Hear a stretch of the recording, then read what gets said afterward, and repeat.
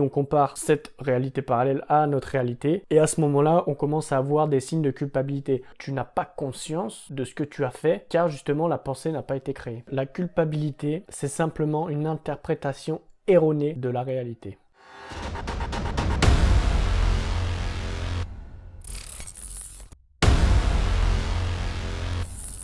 Alors à comprendre que la culpabilité, c'est simplement une interprétation erronée de la réalité. On va commencer par, si tu veux, voir plusieurs parties. Et dans cette première partie, on va parler des 3 cerveaux.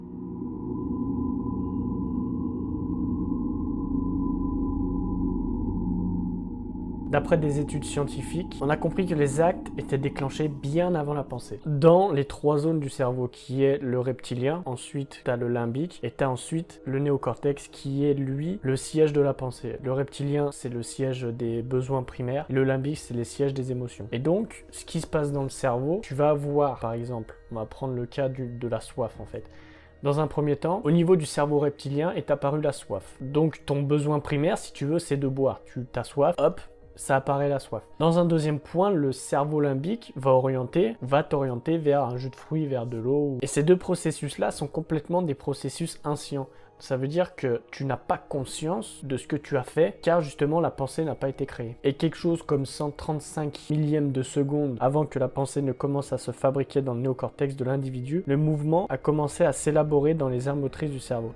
Ça veut dire que, grossièrement, lorsque tu fais un mouvement ou lorsque tu veux aller boire ou quelque chose comme ça, tu as commencé à bouger avant que ton néocortex commence à créer la pensée. Le mouvement en fait s'élabore en premier à l'insu de la personne et le mouvement vient par la suite. Le mouvement conscient plutôt vient par la suite. Ça veut dire que nous décidons de quelque chose alors qu'il est déjà en route, qu'il est déjà en action en fait. Une fois que tu as pris cet exemple là, tu peux comprendre que tu as des processus qui viennent bien avant la pensée. C'est important de comprendre ça si tu veux pour la suite, pour décortiquer la suite, parce que tu vas comprendre pourquoi en fait tu culpabilises pour de la merde. Et donc le cerveau est connu justement pour fonctionner à l'économie. Il essaye de consommer le moins d'énergie possible et comme ton estomac, comme tout autre, tu t'en rends compte que lorsque simplement tu as un problème avec celui-là, quand tu es angoissé ou quand tu as peur ou tu vois, t'en prends conscience que quand tout va mal. Et de temps en temps, tu vas avoir des fonctionnements du cerveau de base qui vont être perturbés, ça va donner des angoisses, des trucs comme ça, tu vois. Et ces perturbations, justement, peuvent donner des symptômes psychiques ou physiques, comme je t'ai énoncé précédemment, ce qui est angoisse, énervement, etc. Et donc, ce qu'il faut comprendre avec la culpabilité, c'est que la culpabilité ne vient pas de toi, en fait. Elle vient de ton cerveau. Et le truc, c'est qu'il faut que tu te sépares, si tu veux, de ton cerveau, parce que ton cerveau, c'est pas toi. Ton cerveau, c'est simplement ton cerveau. À savoir que le cerveau, c'est le seul organe qui arrive à se nommer lui-même, tu vois. Et tu n'es pas plus ton cerveau que par exemple tu es ton estomac ou tu es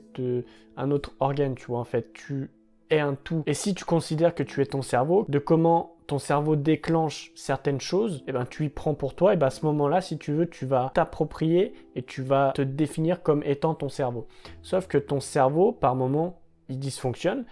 Et quand il dysfonctionne, eh ben, tu as des bifurcations d'un flux nerveux. Et en fonction de ça, eh ben, ça va créer comme l'énervement, tu vois. L'énervement, faut le voir comme si tu veux une bifurcation de l'influx nerveux, comme je t'ai dit. Mais faut le voir aussi que c'est pas toi qui es réellement énervé, en fait. Et si tu arrives à te dissocier de ton cerveau, déjà d'une, bah, ce sera beaucoup plus simple pour toi par la suite. Et de deux, ça évitera que tu prennes des comportements pour toi, comme par exemple être énervé, alors qu'en réalité, c'est pas toi qui es énervé.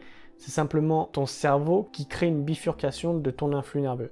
Comme je te l'ai déjà répété 3 fois jusqu'à présent. Pour faire simple, en fait, le comportement, il vient pas de la personne, il vient pas de toi. Tu subis l'angoisse déclenchée par ton cerveau. Et donc, beaucoup de personnes vont faire la confusion entre eux-mêmes et leur cerveau, tu vois, c'est comme je te disais précédemment. Et donc par la suite, tu vas t'approprier cette angoisse comme si le comportement il venait de toi, alors qu'en réalité c'est quelque chose d'inscient, comme on a vu précédemment avec l'exemple de la boisson. Et donc en fait ça va se créer bien avant que tu penses et toi tu vas prendre ça comme si ça venait de toi alors qu'en réalité ça vient de ton cerveau. Et ensuite avec cette confusion tu vas t'enfermer dans un mal-être. Donc il faut bien que tu comprennes que lorsque tu culpabilises ou lorsque tu es énervé ou des choses comme ça, lorsque tu angoisses, c'est ton cerveau qui dysfonctionne, mais c'est pas toi qui t'appropries ce comportement. Tu t'appropries ce comportement quand tu commences à l'accepter, quand tu commences à te justifier de ton comportement.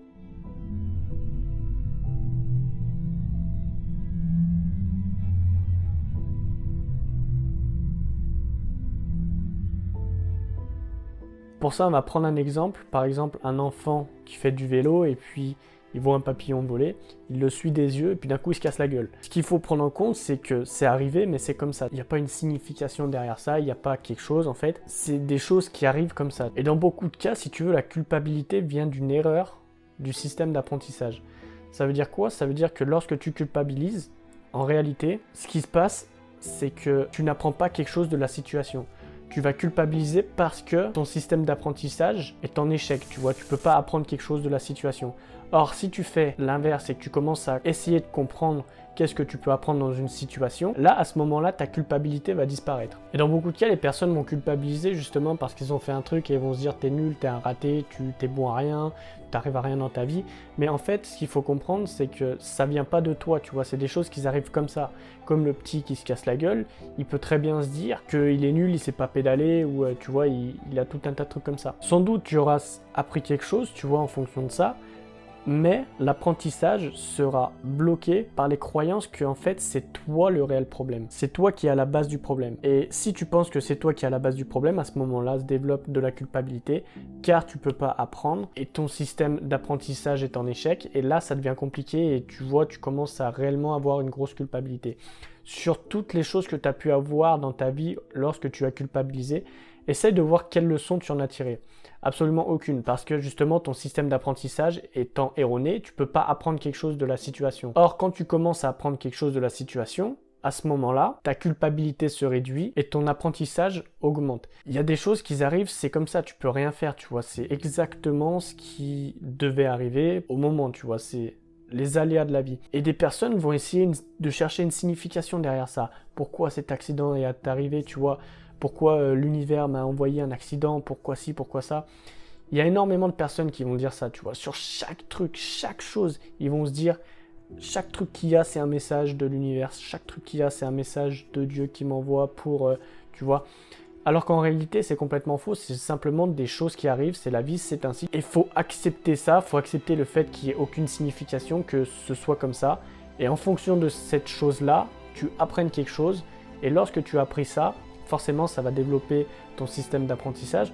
Ton système d'apprentissage va complètement augmenter. Et en plus de ça, ça va enlever la culpabilité. Et ce qu'il faut comprendre, c'est que le ressenti de culpabilité est simplement un échec du système d'apprentissage. C'est pas plus compliqué que ça. Si tu arrives à apprendre d'une situation, tu ne seras pas en culpabilité. Si tu arrives à apprendre de quelque chose qui a pu t'arriver, tu ne seras pas en culpabilité.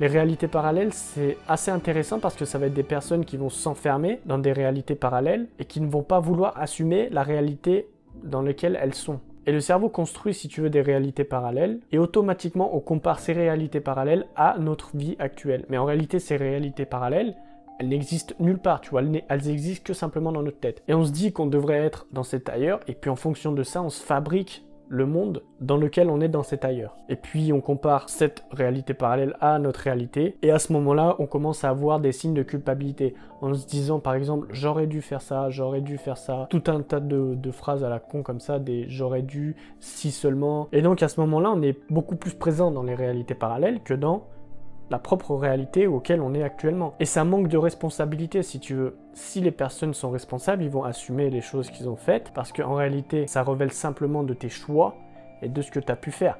Parce que tu dis si j'aurais su, j'aurais dû. Eh ben c'est facile de dire ça, mais en attendant, tu as fait complètement autre chose.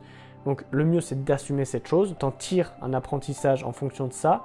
Et la prochaine fois que lorsqu'il y a un événement similaire qui va se présenter, ce sera beaucoup plus facile pour toi d'affronter cet événement ou cette chose parce que tu auras tiré un apprentissage de la dernière fois au lieu d'avoir culpabilisé. Mais vu que cet épisode est un peu long, si jamais tu veux un résumé de tout ce que j'ai pu dire, je te le mets dans la description.